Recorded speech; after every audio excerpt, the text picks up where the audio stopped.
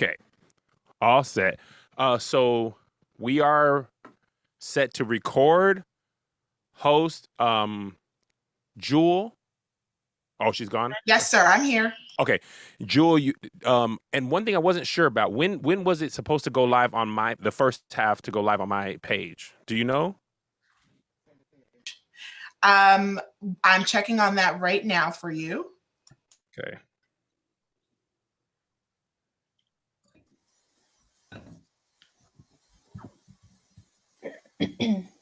Hey, Kev, did you get the questions? I did. I got those. So my question is, well, I got the ones that are prioritized. Yeah.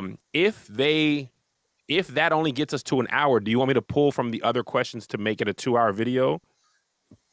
I know we'll have a full conversation, so I'm not too concerned. And I know these are like the most important things. But my only concern is if it's not 2 hours, how do you want me to get it longer? So I think the plan was that we would do the conversation with the both of you for an hour. And then afterwards, we would have questions for you as like sound bites that then we'll go and cut later and feature on the BCAC channel. Oh, I understand. I thought it was 1 hour on mine, the next hour on theirs. But BCAC is going to be a cut down. Yeah. So okay. It'll be an hour between you and Dr. Reed on yours, and then we'll do an hour with you. Understood. Okay, I'm good. I got that now. Okay. Are we recording over a little bit for YouTube? That's fine. Okay, cool. And Natalie's joining Natalie's joining now because I know that there are a couple questions that you had on their side. Okay. So Lauren. Yes. When we start, you're gonna go dark? Yeah, I'll go off video. Okay, so we're recording sound and audio and all that? All right. And Natalie's coming on just before we all get started to make sure that all of your questions are answered before we get going. Right. She should be jumping on in just a moment. Okay, I'll just wait 1 second before I go, before we start then. Perfect.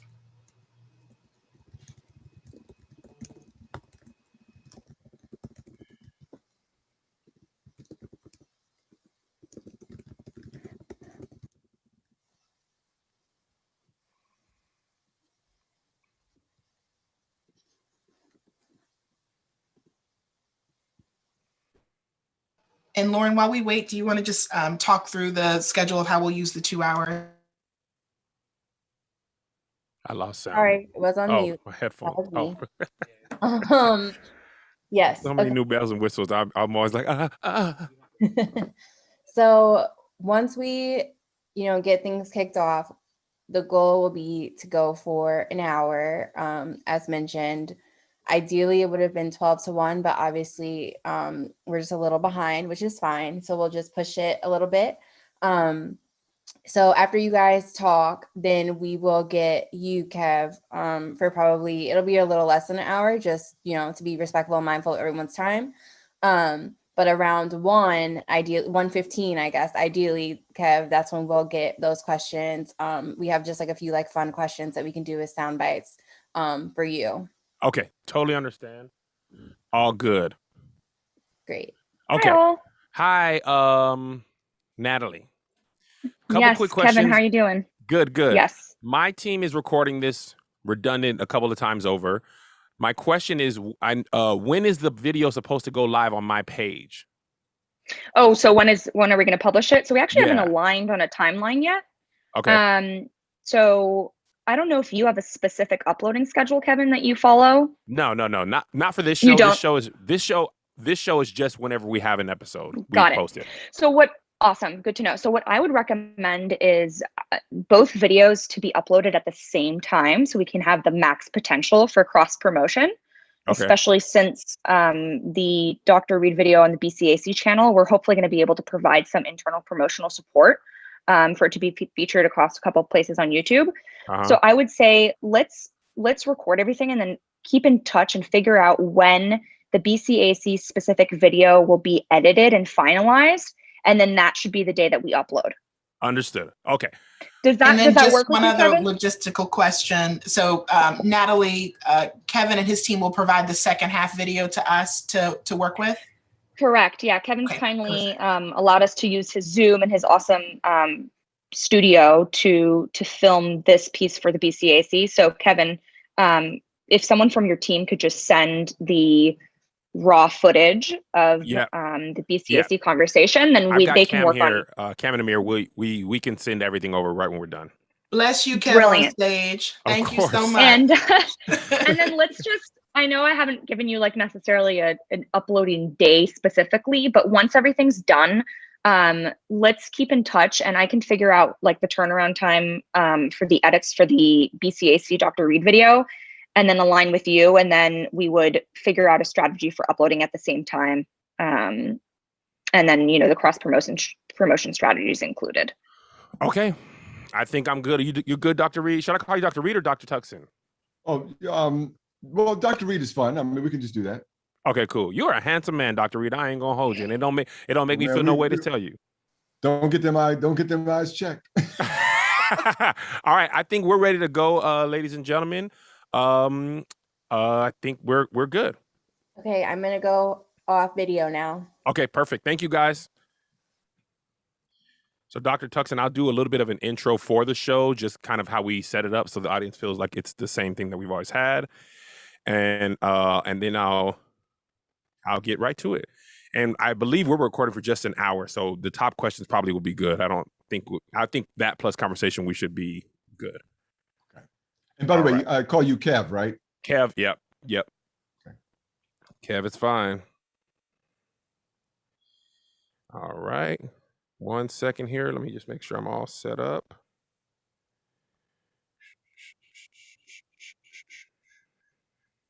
All right. Okay. All right. I'm ready. Dr. Reed, if you're ready. Cam, everything good? All things recording? All things perfect? Amir, we're good? All right. And 3, 2, 1. What up, y'all? Welcome to ASCA, the show where we get to Big Irish J was here, he'd be laughing with me. And I'm going to start over because this is a real thing, so I have to get it right. I've never done this part of the intro. It's always Big Irish J. All right, here we go. 3, 2, 1. What up, y'all? Welcome to ASCA, the show where you get to grow. All right. What up, y'all? It's your boy Kev on stage. Welcome to ASCA, the show where you get to grow, learn, understand, and educate. That's the what? That's the glue. Today, we are doing Ask a Black Doctor about the COVID vaccine. If you're wondering where Big Irish J is, he is not here today. This is it's for Black people anyway discussion, specifically Black people in the medical community. And I didn't want to put Big Irish J in harm's way for someone to be like, why the white man in there? Listen to this, ain't got nothing to do with him. I love Big Irish J. And he was like, you know what, Kev, I appreciate that. So he'll be on the next one. With me, I have Dr. Reed Tuckson. And Dr. Reed Tuckson, just introduce yourself to the audience, and then we're going to get right to the questions. Hey, well, I'm first of all, Kev, it's great to be with you in the audience. I'm a physician trained in general internal medicine. I was a former commissioner of public health in the District of Columbia. I was a former president of the Charles R. Drew University of Medicine and Science, one of our 4 historically Black medical schools. And I had a long career also in the private sector. So I'm really excited to be a part of this show and your audience. Thank you so much. And Dr. Reed has agreed to answer everything that the streets is wanting to know. Black people, in my opinion, are hesitant about the vaccine in large part. And I believe that's rightfully so. I think we have a lot of, hey, man, what's up with this? So I want to know. I ain't got the vaccine yet. I know a lot of people are questioning whether they should get it. So we're going to get right to the questions. Dr. Reed, question number 1.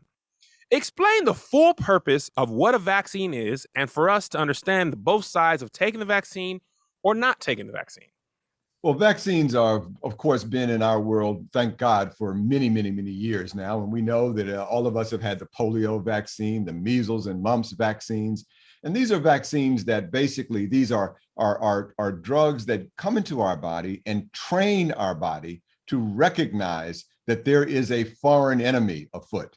And it allows us to mount the army, the antibodies, to be able to attack the specific invader that is coming into our body. And so what it does is it teaches our body to says, look, when you see this invader, we are now going to mobilize the army and surround it and destroy it. And that is exactly what we want to have happen with this COVID pandemic and this COVID virus.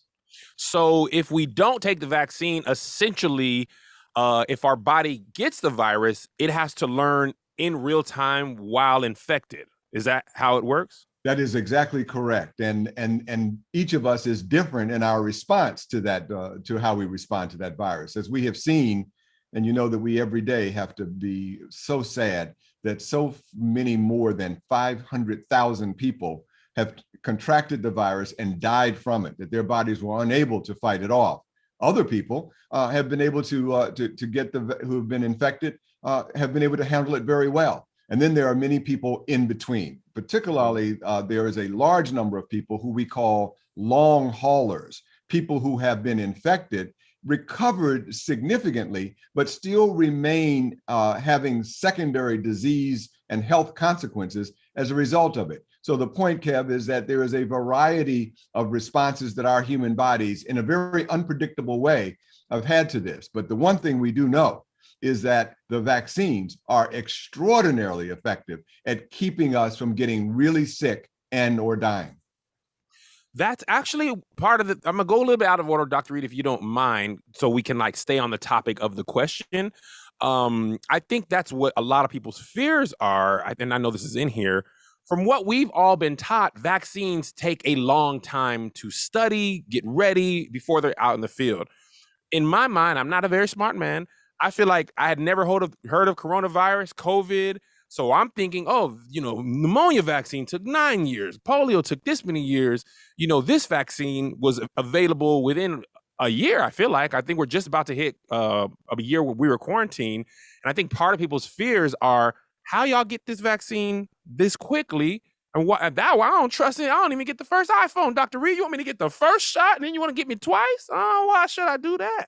Well, I'm kind of glad you sort of raised that question, and I understand that people would ask that question, and it's very reasonable and legitimate to ask it. But just like you said with the iPhone, look how fast and quickly now every single subsequent innovation on your phone or your digital technologies, look how fast things are happening now. The speed of innovation, the speed of science is absolutely incredible. But what is important with this particular disease and this vaccine is that we didn't start from a standing start.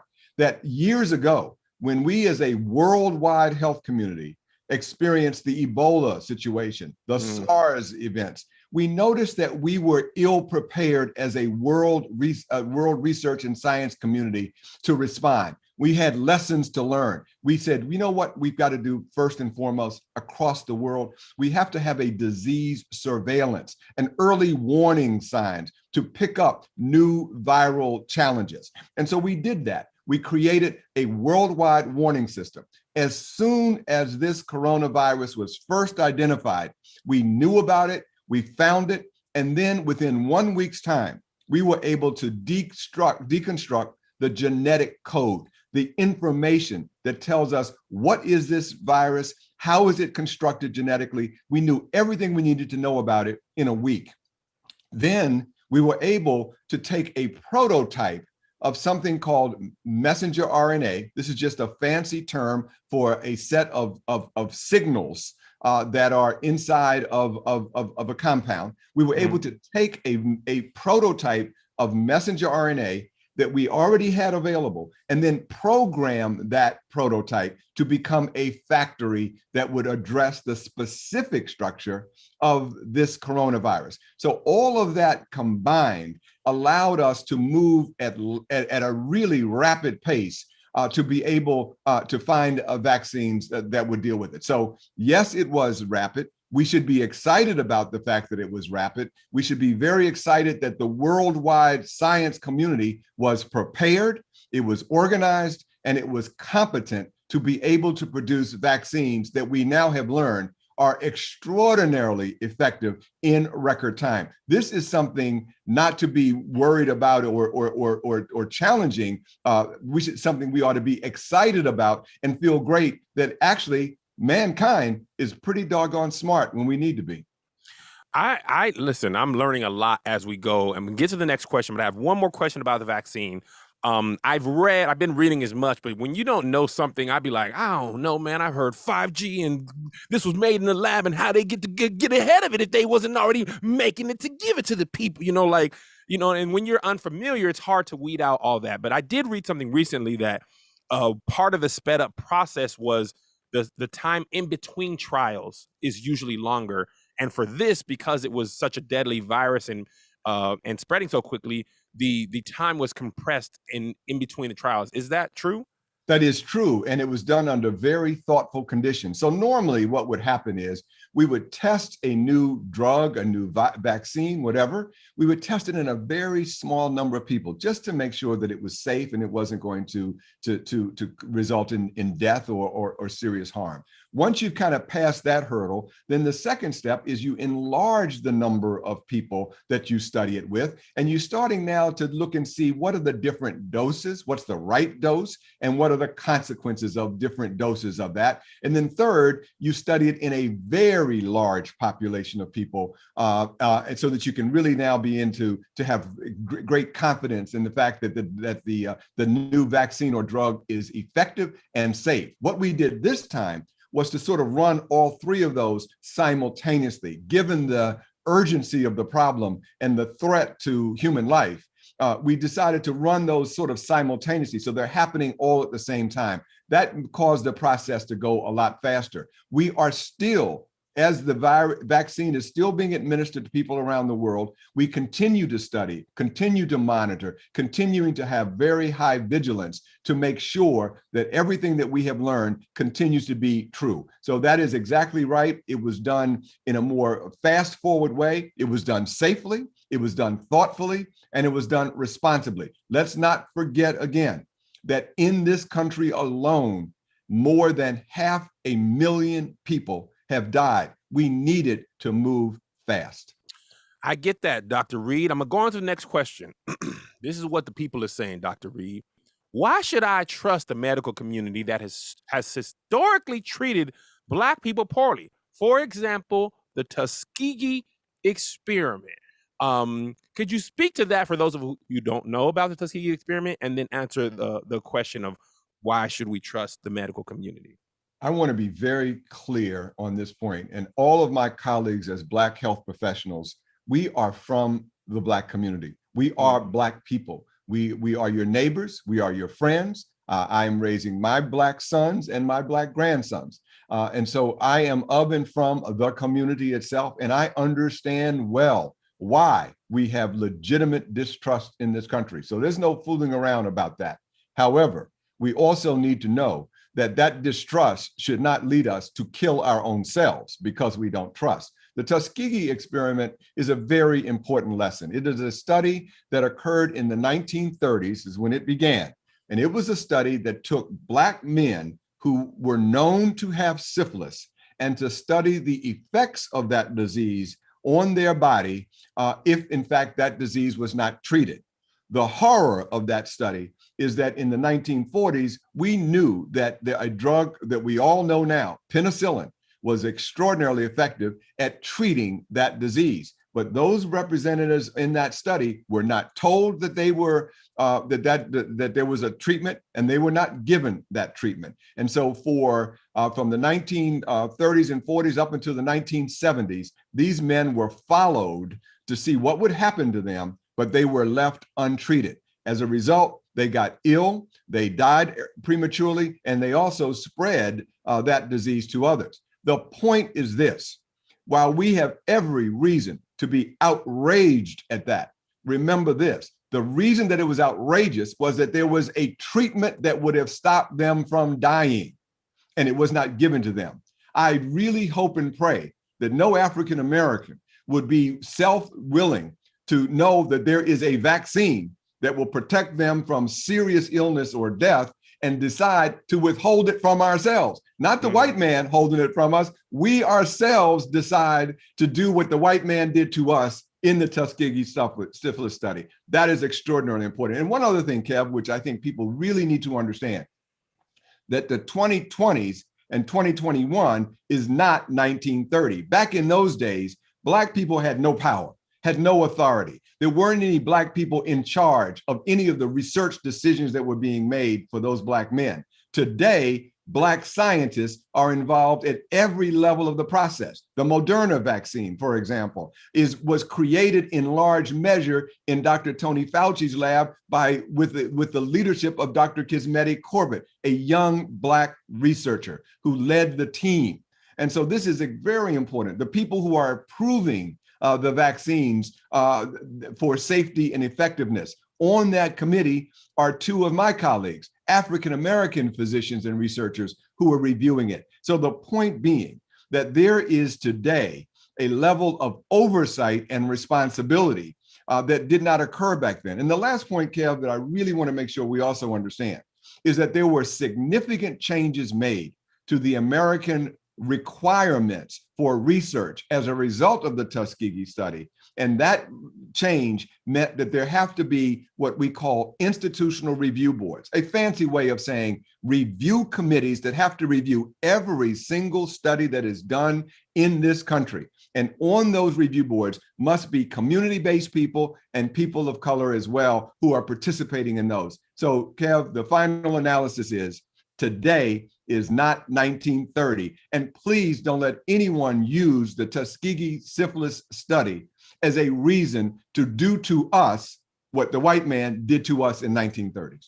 I love you saying the white man, because I think the white man needs to know. Also, I think it's a point of clarity. There's a lot of confusion about the Tuskegee study.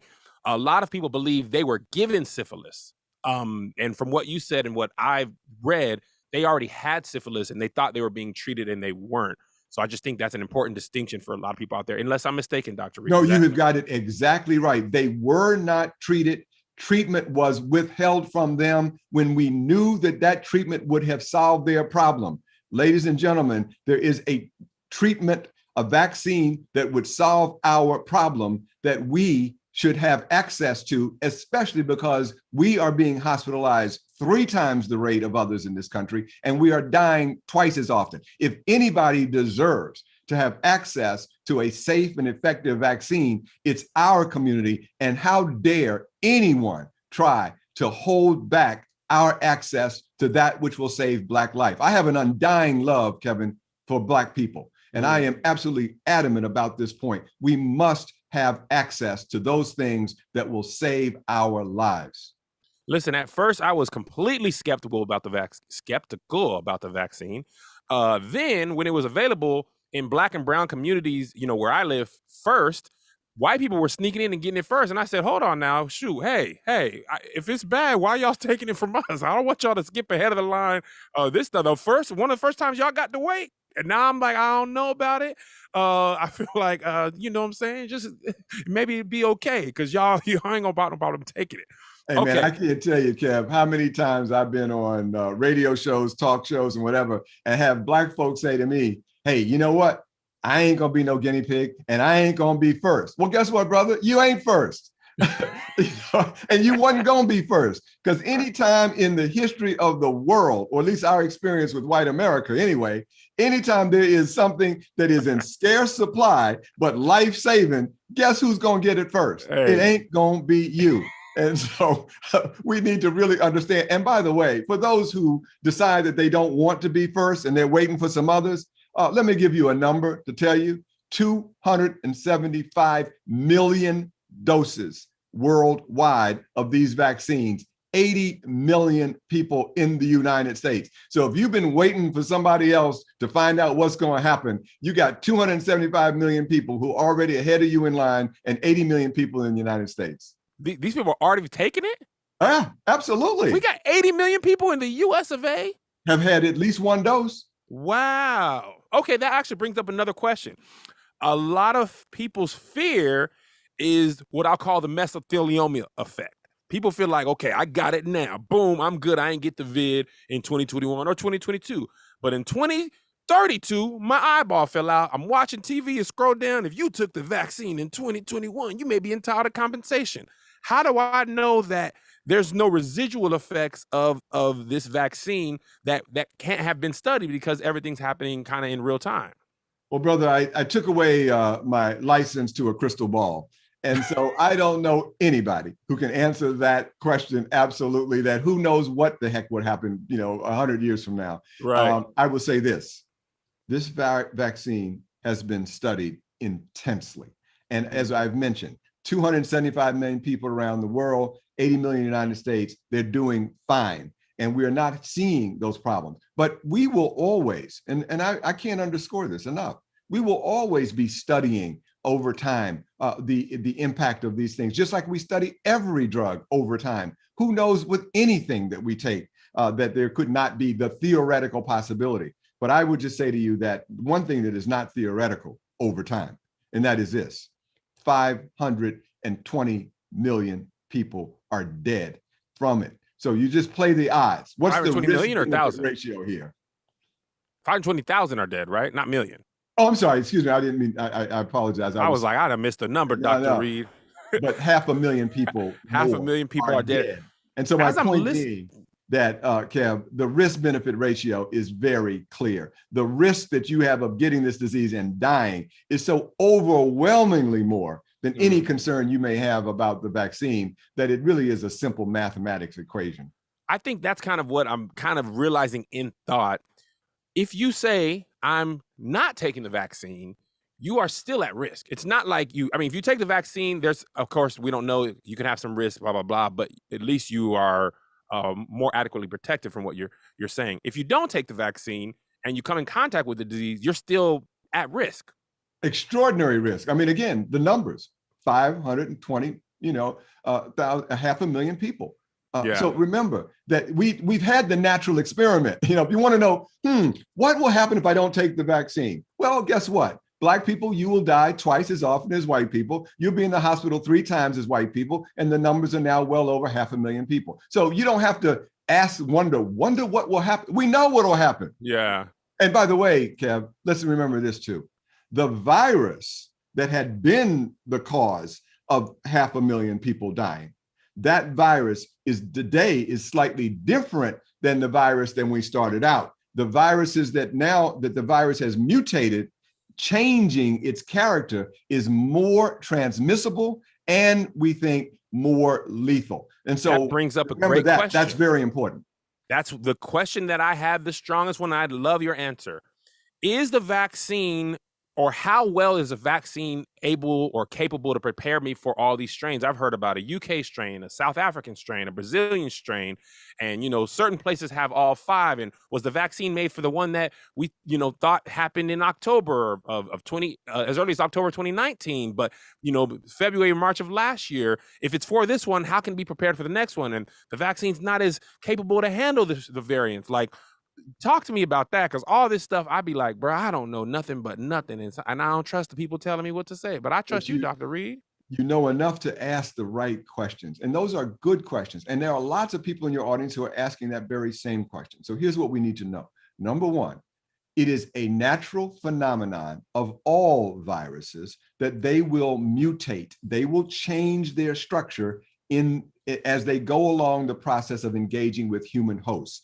They reproduce themselves. Sometimes when a virus reproduces, it makes mistakes from its original blueprint. It'll change the blueprint a little bit. That change in the blueprint could either make the virus less effective at infecting others or more effective. We are seeing that it is becoming more effective at being able to infect other people. So this natural change, which is not unexpected, is starting to happen all in this country and around the world. And we do know now that there are these viral variants pretty much prevalent. In fact, the one from the UK is doubling every 10 days and will probably very short order be the dominant strain in the United States. That is why, by the way, Kevin, I got to get this in. You've got to keep wearing your masks. You've got to keep doing the social distancing. You got to do all the things we were talking about because these variants are important. Now, will these variants find their way to be able to be to not be effective or to be killed by the various vaccines we have? To date, we are okay. We do see occasional strains where the vaccines may not be as effective as they had been, but still effective enough to do their job. But what we are in now, Kev, is a desperate full-on sprint to the finish line. We have got to get enough people who are immune from this disease fast enough before these variants take over. That's why, again, people cannot be sitting on their hands twiddling their thumbs, because the longer we wait to get what we call herd immunity, nothing but a fancy word, Kev, but being able to say that we have enough people who are vaccinated so that there is no more fuel for the fire to burn. We've got to take away that wood, get it out of the way so the bonfire blows out on its own. We're rushing to get there. We think we can get there by early summer, but it requires two things.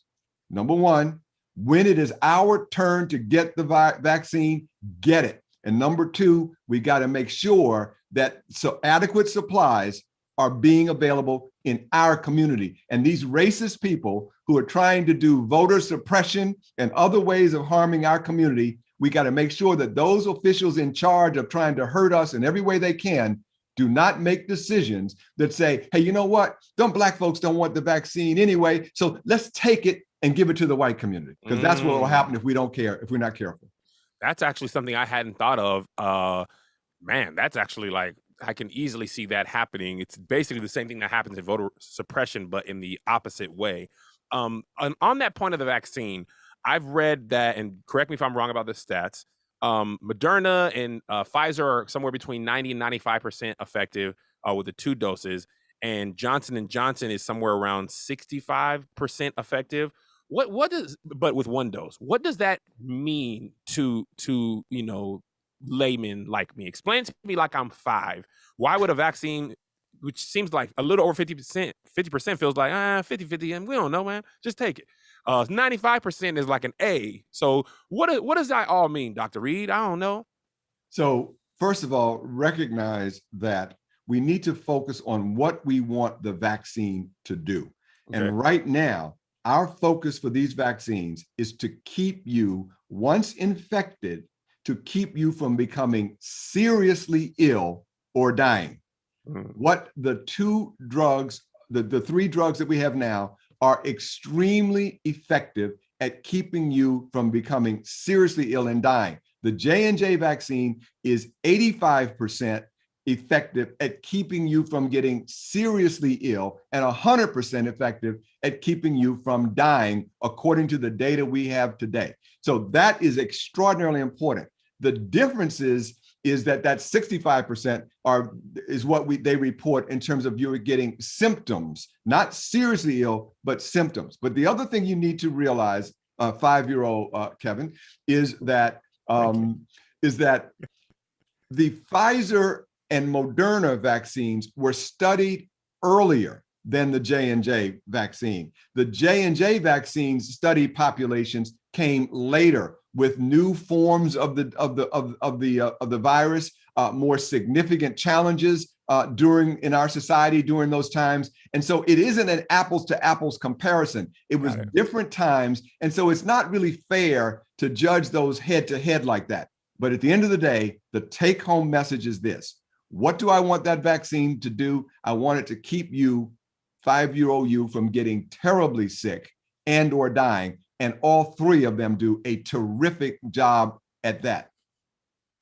Dr. Reed, I see why you finished medical school. I'm like, okay, man, I'll give him an A. Okay, the next question we have, how are other countries able to keep their numbers down without vaccines? Like New Zealand, I know New Zealand was the one I was the most jealous about. They had a doggone festival. And obviously we didn't do that. What kind of things did other countries do that we didn't do? One of the things that you learn, and I've had the privilege of visiting New Zealand, is that their culture is very different than ours. They have a very together, homogeneous culture, a culture where people work together. They have a culture where people believe that the relationship that they have as an individual to the other people who share their time and space is an intimate relationship. That how I live my life is important to how you live your life. They had that ethic, that social ethic there. Secondly, they got ahead of the curve and they didn't play politics. In the United States, the reason that we're having so much problem is because we had just the absolute worst possible person leading our effort. Number two, that we in America have so many people who have this weird philosophy that says my right not to wear a mask is more important than whether or not I can transmit a lethal disease to you. I could care less about you and care more about my right to have some individual authority not to wear a mask. We don't see that in some of these other countries that have been successful. This is a very weird way to view the world that says it's all about me. And although I know this disease, this virus can be spread to you in a way that I cannot see it, it is invisible. I can spread it to you even if I have no symptoms. But you know what? Even knowing that, I could care less about you. I'm not going to wear a mask when I go out into the community. I'm going to gather inside of bars and clubs. If you get sick and die, too bad. Good luck to you. So other countries have had a different cultural philosophy. They also implemented more intelligent thoughts. They are also, though, believe me, are going to want to have access to those vaccines as well. And they will, in fact, administer them to their populations. That is the American way. I'm American. I can wear no mask. I saw a pastor today this week. He said, if I get COVID and die, then I just die. I was like, what are you talking about? And Kevin, look here now. See, that is so crazy because look here. If that was only true that you died, that's right. One thing. And I'd be really sad for you. And let me make sure that I'm not going to play light and airy with the death of any human being. Right. But it isn't about whether it's you will make me die. That's the problem. My goodness. Okay, I actually got this question a lot, and I think it's a very good one. I would love to hear your answer. Essentially, does the vaccine affect the fertility or sterilization in men and women? I've had a lot of young people say, I want to get pregnant. I'm not sure. I don't want to take something that might put me at risk to not be able to have kids or have issues with pregnancy or complications as a result. Is there any part of that that's been studied, or is that usually studied within vaccine?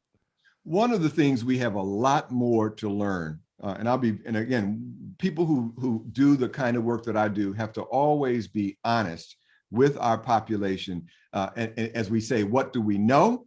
What do we think we know? And what do we need to know? Mm-hmm. We need to know more about this topic. And so that the studies of pregnant women are ongoing now. It is early in that. But here's what we do know. It does not affect your fertility. We'll start with that. Take that off the table. Okay. These vaccines do not affect your fertility. What we do know for pregnancy and catching COVID is that that women who are pregnant have a higher risk for bad health outcomes than women of the same age who are not pregnant. So we know there is a slightly increased risk. So we don't want people who are pregnant to be getting COVID virus. That is very important. We also have no reason now in almost every case, we have no reason to say that a pregnant woman should not be vaccinated. We have no evidence that says that they shouldn't. And the guidance is check with your obstetrician gynecologist. We want you to have that conversation so you can evaluate the risk. We want you to evaluate how much of this disease is in your community. What's the likelihood that you will be exposed to this coronavirus? Because we don't want you to have bad outcomes if you get it. So you're looking at balancing the risk. We want you to talk to your doctor, but at the end of the day, the guidance from the medical community is there is no reason to withhold this vaccine from a pregnant woman. Thank you so much, Dr. Reed. I actually appreciate you more saying what you don't know than being, you do this too, man. Just do it. Like I always appreciate a person telling me, I don't know, man. You know what I'm saying? I'm gonna keep it 1,000 with you. I don't actually have the answer for that. Here's another question along the same lines.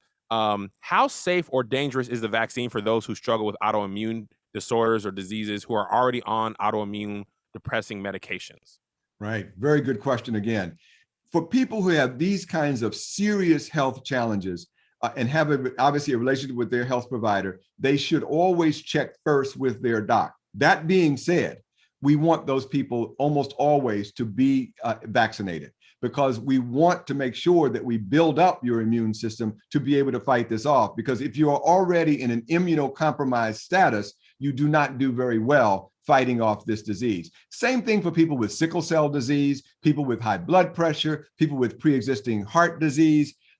Remember what we know for a certain fact, Kev, and that is this, that people with pre-existing health diseases have a much worse time fighting off this virus. That's why African Americans, in large measure, one of the major reasons why African Americans, in large measure, are dying more often than white people, because we have more pre-existing conditions. Right. We know all the reasons why that is. So when we have more pre-existing conditions, we now know that we are the ones that really need to be accessing that vaccine, because we're at high risk of not being able to fight it off. So almost all of these conditions, sickle cell, immunocompromised status, high blood pressure, heart disease, all those are reasons why we want you early in the line to get vaccinated. Okay, that brings me to my next question, and forgive me, it's a little bit long, and I'm gonna try not to stumble because I have a fat tongue and a lisp. The vaccine distribution is targeting areas with predominantly Black and brown people who are already experiencing high rates of the actual virus. Wouldn't these communities be closer to herd immunity and thus not need the vaccine as much? This makes me feel like there's something dishonest about how and why they're focusing so much on these communities. Well, great. Thank you for raising it. Let's just deconstruct that very quickly. We are not being the ones who are targeted to get the vaccine. We are fighting to be able to make sure we have fair and equitable access, because we've had all these pre-existing conditions and other challenges. So the question has kind of got it a little bit backward. This is, no one is targeting us for it. We're going to have to fight for our turn at bat. Everywhere we are looking now, today, around this nation, where they are giving vaccines in Black communities, do you know who the people are that are gaming and jumping in line? It's white people. Some white folks. It's white folks. So listen, folks, they understand that their survival depends upon getting this vaccine. And they are going to do everything in their power to make sure that every opportunity they have to get it, they will get it. So even coming for the first time in their lives, coming across Martin Luther King Boulevard. It's like, wait a minute, how'd y'all even know where we were? I've never seen you before. One of my sisters the other day told me she was up in New York with Al Sharpton.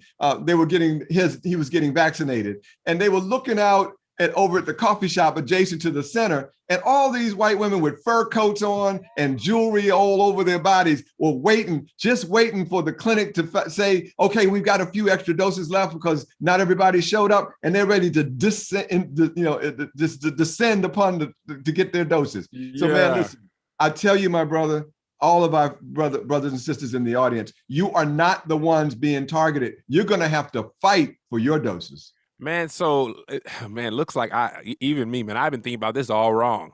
It seems like the white man we're afraid of would love for us not to get it. Please be afraid of it. Let us have it. Let us take it, because we want to be safe. And our previous fear is very valid then, but might not be as valid now, and we might be putting ourselves at risk when it could have been rectified. And I ain't gonna hold you, Dr. Reed. If I could take it, I'm getting it. I want to be a healthy boy. I'm just 37. I want to live long. I've heard of so many different long-term effects of people who had it. Some people haven't had serious symptoms, but some people have had like brain fog where they couldn't think clearly for long stretches of time, or they don't breathe long. I'm already a heavy man. If I can't breathe long on the treadmill, I'm gonna be 380, and I'm already too old. Hey, let me just tell you this, Kev, right quick too, because I think this is very important. Today's news is full of the opening, the governor of Texas and Mississippi, and one other state about to open up their entire society. 100% no masks. I mean, now guess what? Who are the people who are most at risk of dying because of that dumb decision? It's our people. It's us, because we're going to be the ones driving the bus and the subway. It's going to be us in the retail food stores interacting with that crazy population. It's going to be us cleaning the streets of those cities. It's going to be us going home to multi-generational families and spreading it to everyone. When our cities and towns and states open back up again, and the white folk are fully immunized and we are not, what do you think is going to happen? Our small businesses are going to go under, our jobs are going to be lost, and above all, our kids are not going to be able to go back to school, and we're going to fall further behind. So we've got to understand what's at stake. They're going to get their communities vaccinated, and they're going to open up and have life as usual. We don't get access. We don't get vaccinated. We get sick. We die. We lose our jobs. Our industries go under, and our kids don't go back to school. That's actually a fantastic point, and it brings me to my next question: Is the vaccine really necessary if all it does is prevent individual symptoms but doesn't prevent the transmission of the virus? I think you talked about that a little bit in our early conversation, but if you could just condense that for based on the point you were just making. Well, no, it's actually, Kev, it's actually, we need to add to what I've said. Okay. Because this is important. So what I said before is that what we now know, the data that we have, is that these vaccines are extraordinarily effective at keeping you from becoming seriously ill or dying. Now, we are learning more about whether or not these vaccines will stop the transmission from one person to another. We are hopeful that we will be able to report that before long. But right now, what we do know is that the vaccine does act to decrease the viral load, decreasing the amount of virus in your body, so that when you are talking, speaking, singing, yelling, breathing on another person, there will be potentially less virus going out, and that will hopefully stop spread from one person to another. But we have more to learn about that. And so the upshot of that, Kev, is that's why even when you are vaccinated, we're asking people, wear your mask when you go outside, because we want to make absolutely sure that even though you are protected, that you are not spreading virus to other people. I come back over and over again, Kev. If you love Black people, if you love human beings, if you have any ounce of radical caring about your people, if you care at all, you have no right to walk around among other people that you say you love and spew a deadly virus to kill or sicken them. It's a fantastic point, Dr. Reed. You really in your bag today. I feel like you got a triple-double in this conversation. I appreciate it. Next question, and we got a couple more. We're going to let Dr. Reed go. What's the difference between being approved by the FDA and approved for emergency use? So there is a very rigid standards, Kev, for how we evaluate the safety and effectiveness of any drug or vaccine. And that process, there are certain basic standards for that are no different from an emergency use versus a, quote, regular use. However, there are ways in which you can, depending on the nature of the crisis, you can speed up the process a bit and be able to demonstrate that the risk of not doing it is so much greater than the risk of doing it, that they can speed it up even while we continue to study. So clinical trials that prove the safety and effectiveness of these vaccines are still going on. But instead of waiting and waiting and waiting for even more data, we have made a decision that it is appropriate under these conditions, especially given when more than 500,000 people are dying and we're heading towards, in very short order, 600,000 people who will be dead before long. We know that we need to interact. And so the calculus that is made is the risk of the disease is so much greater than the risk of the vaccine that it was approved. And I will say to you again, without any fear of anxiety or doubt, the process of approving this under the emergency use authorization was rigorous, meticulous, and closely observed and participated by Black scientists and physicians as a part of the overall structure. Have you got the vaccine, Dr. B? Absolutely, got both doses, and I'm telling you, I ain't walking backward, and I ain't got no third arm on my leg. Put your boy in the line, man. Tell me, get your boy a little head start on a little situation, man. You know what I'm saying? I got to. And I will say this too, Kev. I had a little bit of tiredness and a little bit of arm pain, and that was it for me. Some people have had chills, flu-like syndromes for for a few hours, maybe overnight, but then it goes away. Those symptoms are nothing more than your body responding to what it's supposed to do. It's revving up your immune system. So yeah, there could be some subtle things here and there, But at the end of the day, that is much more preferable than getting sick from the COVID virus. I agree wholeheartedly. The next question is, how can I be sure if I get one company's vaccine that my second dose is from the same company? Does that even matter? Oh, great question. It matters. At least as far as we know now, it matters. And so we do not recommend that you switch brands in the middle. We want you to stay where you are, because right now, our science does not tell us that it is okay to go from one to the other. It may wind up proven to be over time, but today we can only speak to the American people based on what our science tells us for sure. And our science tells us for sure right now, stick to the ones you have. And how do you know? Because you get a little card when you go to be vaccinated. It tells you what it was, the lot dose, all that information is recorded. And so when you go back for your second dose, then they will know exactly what to do. And also because your audience, Kev, is smart. You are thoughtful. I mean, these are people wouldn't be watching you if they weren't smart. So they can remember whether they got the Pfizer one or the Moderna one. And so they know what they're doing and they know how to talk to their health professional, but it's all recorded in the data. Got it. If I get the Pfizer vaccine this year, can I get the Moderna vaccine next year? The basis of this question is, will we need to have booster doses or secondary doses as time goes by? And we don't know the answer to that right now. We don't know because we talked earlier about the variants, and it may be that the variants will come because if we don't get this bonfire, get the fuel out of the way so this bonfire has nothing to burn, we may see these variants start to take over that may turn out to be resistant to the vaccines. But as of today, we don't know the answer. You may need a booster dose or you may need a secondary kind of dose down the road. We don't know the answer yet, but that's why we've got to get to this herd immunity. 80% of the population needs to be vaccinated in a hurry. And that's why we're rushing against the clock. That actually brings me to another question that I passed over, but fits better here. Why are people that take the vaccine so concerned about those who don't take the vaccine?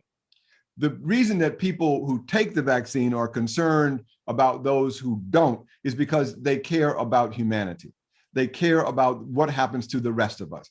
People who are sharp enough to know that I've got to take this to protect me also care about other people. But also, as we know and indicate, that when people who do not take the vaccine have the chance to spread more variant forms of the virus, it could lead to the fact that their immunization, based on what they've taken, in fact, could become suboptimal, could be less than effective. And so that's why, remember the one lesson, Kev, that this pandemic has taught us: we are all in this together. There is no way you can escape being an intimate part of everybody around you. Yeah. In your opinion, not necessarily medical opinion, but this is a lot of people's fear, the vaccine will become mandatory to work, to travel, or things like that. Do you think that is even possible? Do you think that's going to happen? What do you think are the chances of that being our reality? Complicated question. Let's start with this. Talk about mandating a vaccine now is not going to be very effective at getting people to accept the vaccine. That if you're told you have to do it, I think it's going to cause an awful lot of pushback. And so I'm not in favor of that at all. However, and the second thing is, as you asked a very important question earlier, what is the difference between an emergency use authorization for a vaccine versus the regular traditional form of approval by the FDA? One of the major differences is that you do not have the legal authority as an employer or others to be able to mandate that someone have it as long as you're under the EUA. So that has some legal implications as well. But can you expect down the road that to get into another country that wants to that's got their disease under control, and they may demand that you show some kind of not only your passport, but some kind of proof of vaccine? That is certainly possible because different countries are going to react. Are there certain employees in certain job categories that this could be something that they would consider? It could be down the road, but this is not that moment. And this is not the moment to try to enforce those things. This has to be, to my way of thinking, something that we convince people to do voluntarily. Because as soon as you start saying government is mandating something, a whole bunch of people are going to decide, hey, then I'm definitely not going to do it. And the only result of that is we all going to die. I really don't want to die. I just got a Maserati. I would love to be able to drive it. I've only been able to flex for months. I want that to be years. The next question is, does the vaccine affect women differently than men in any way? Not really, no. It's been studied well, and good news is we're just human beings. Other than the pregnancy question, pretty similar. Okay, I honestly think, Dr. Reed, we've answered the majority of the questions. I put this out to my Patreon. Actually, here's one. Well, you kind of talked about it, but I just want to make sure we say it clearly. Are you aware of any side effects outside of the arm soreness or anything like that? Is there any research on that? Yeah, well, no, we're paying very close attention, and anyone who has in fact been immunized already knows that they are offered a little thing on your cell phone where you can respond to a query from the CDC every day or so after you've been vaccinated. And it asks you a whole bunch of questions about whether you're feeling tiredness, sick, chills, fever, all the symptoms that are associated with, or that could possibly be associated. And so it's monitored very carefully. There are some people who become more fatigued than others. There are some people who have more chills than others. But what we are finding after the number of people who have been vaccinated from this disease, that we are not seeing any serious significant issues. There were some issues early around allergies and allergic reactions. That has not borne out to be a significant problem whatsoever. However, when you go get your dose, they will ask you, have you had any serious allergies to foods or other elements? And if you say yes, then after you are vaccinated, they will ask you to stay in the vaccination area a little longer than the rest of us so that they can watch you carefully. And if there is an allergic challenge, it is a very simple thing to resolve by just giving you another shot of EpiPen, and you will be just fine with that. But this is not an issue that we are finding. And again, remember that we are at 275 million doses around the world, and we are not seeing alarm bells ringing about unsafe elements of any of these vaccines. I do have one more question I forgot to bring up. We are just hearing in LA about potentially kids going back to school in April as they get ready to get all the teachers vaccinated. Some have to go back, some have the choice, things like that. But I haven't heard much talk about children getting the vaccination. Is that necessary? I've heard children don't catch COVID as much, but I don't know much about that. What are your thoughts on children catching the disease and vaccination for children? Because the school district hasn't said the kids have to get vaccinated in order to come back. They've just said that the teachers will be vaccinated and the kids will wear masks and social distance. Right. Well, first of all, it is very important that our teachers have ready access to the vaccine, because so many teachers, and one thing that we've studied the data, the number of Black teachers who have pre-existing conditions is a very high number, as well as the number of teachers who live in multi-generational houses, particularly living with their elderly parents themselves.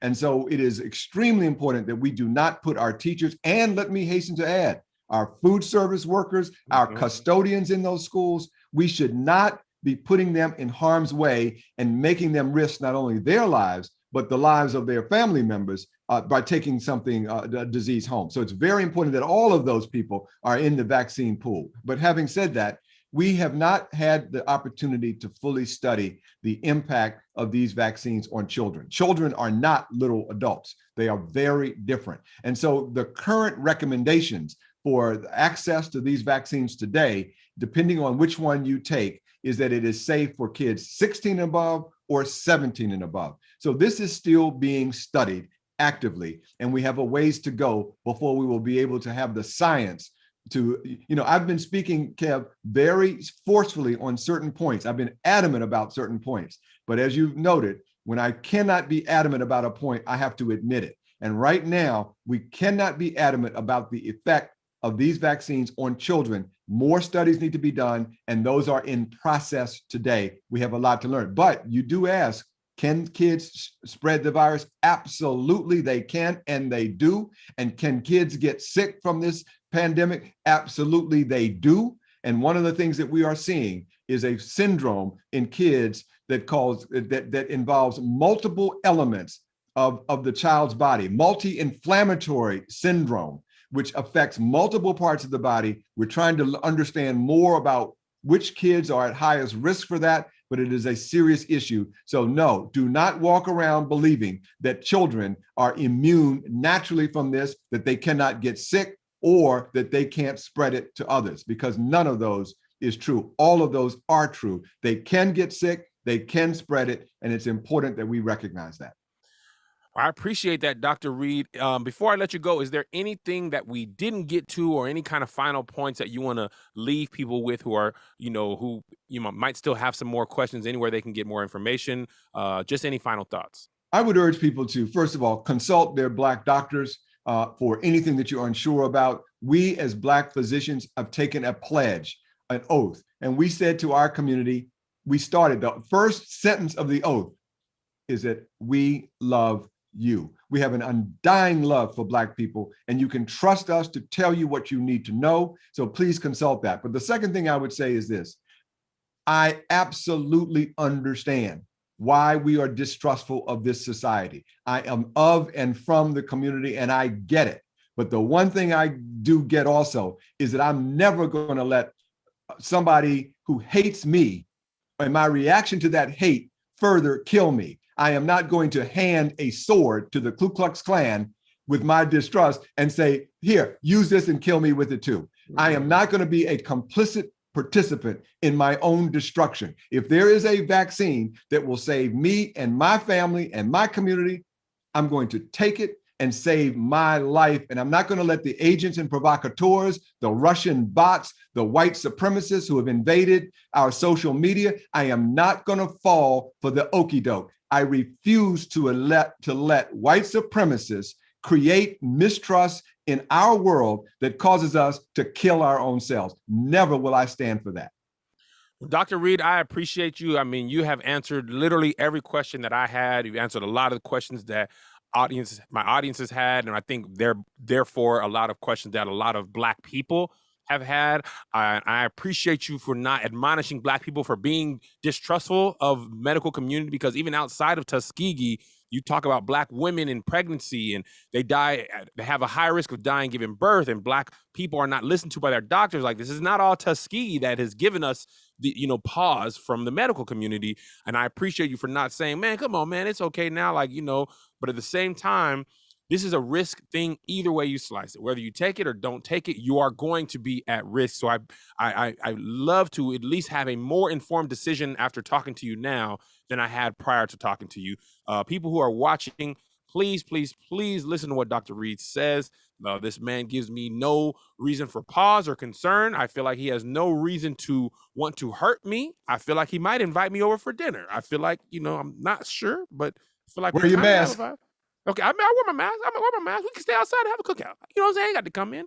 But anyway, I appreciate you guys so much for watching. Thank you again, Dr. Reed. Is there a place they can follow you? I don't know if you're on social media or a website or they can go to Black Coalition Against COVID.org, Black Coalition Against COVID.org, or go to blackdoctor.org, blackdoctor.org.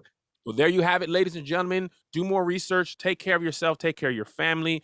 Thank you for watching. God bless you. God keep you. We'll see you at the conference. All right. Thank you, Dr. Reed. I appreciate it. Lauren. Boy, you have a way of just walking like throwing rose petals along the path, man. Woo! You make it damn easy. Thank you. I appreciate it. I mean, listen, Dr. Reed, I think people are rightfully concerned. I'm rightfully concerned. You can stop the YouTube. Rightfully concerned. But bruh, when you put it the way you put it, I was like, ooh.